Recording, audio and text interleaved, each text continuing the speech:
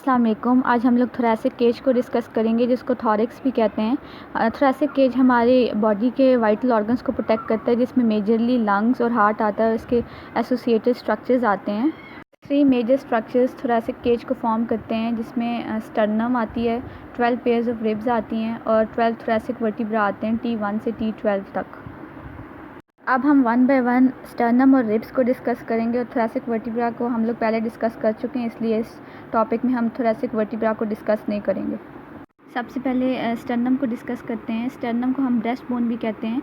ये एक flat bone है, जिसको हम लोग अपनी चेस्ट की फ्रंट साइड पर ईजीली स्किन के नीचे फील कर सकते हैं, और ये बोन हमारी चेस्ट वॉल के बिल्कुल मिड में लाई करती है। स्टर्नम के 3 मेन पार्ट्स हैं, जिसमें मैन्यूब्रियम, बॉडी और ज़िफॉइड प्रोसेस आते हैं।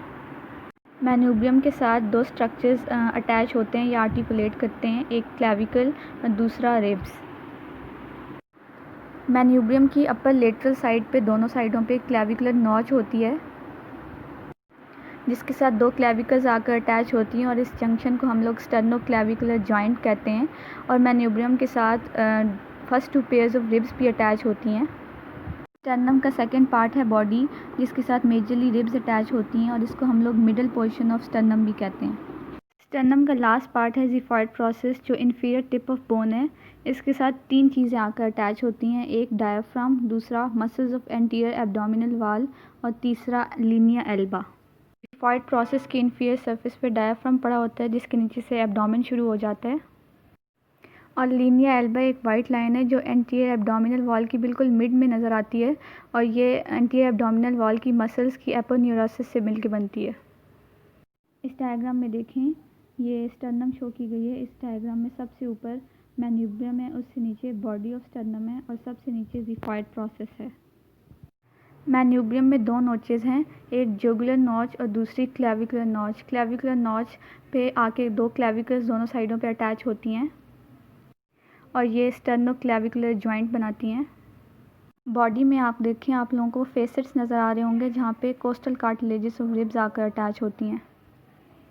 अब हम रिब्स को डिस्कस करते हैं। हमारी बॉडी में 12 पेयर्स ऑफ रिब्स हैं, जो इलोंगेटेड कर्व बोन्स होती हैं, और रिब्स हमारी lateral wall of thoracic cage को बनाती हैं। ये आर्टिकुलेट करती हैं एंटीरियरली स्टर्नम के साथ और पोस्टीरियरली वर्टिब्रल कॉलम के साथ। रिब्स बेसिकली 3 टाइप्स की हैं, number 1 true ribs, number 2 false ribs और नंबर 3 फ्लोटिंग रिब्स।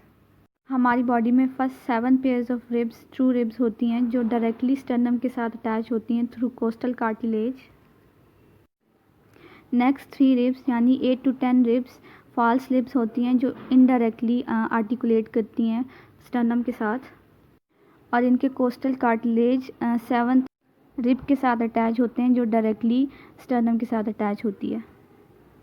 सबसे आखिर में फ्लोटिंग रिब्स आती हैं, जो 11 और 12 रिब्स हैं, और ये स्टर्नम के साथ बिल्कुल भी आर्टिकुलेट नहीं करती हैं, और ये फ्लोटिंग रिब्स होती हैं, जो थोरैसिक केज में फ्लोट कर रही होती हैं।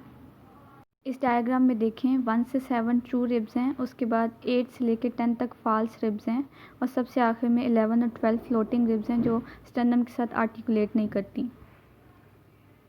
अब हम टिपिकल रिब के फीचर्स डिस्कस करते हैं वन बाय वन, जिसमें आते हैं head, neck, tubercle, coastal groove, shaft and costal cartilage.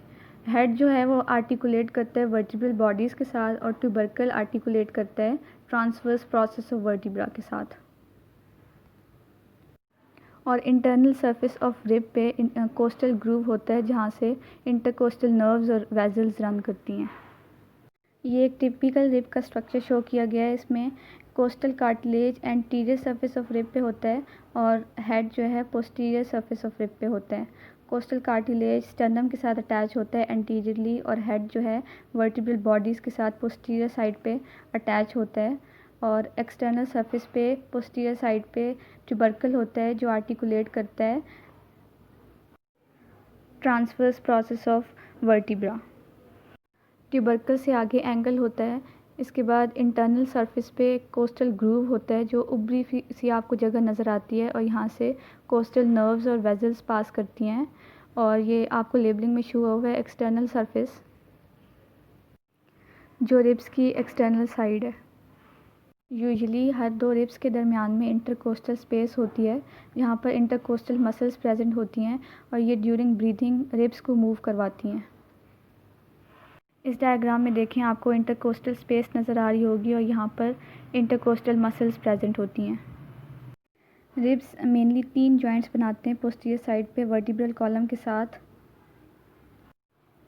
2 joints बनते हैं between facets on head of rib end facets on bodies of 2 vertebra, 1 above rib end 1 below rib.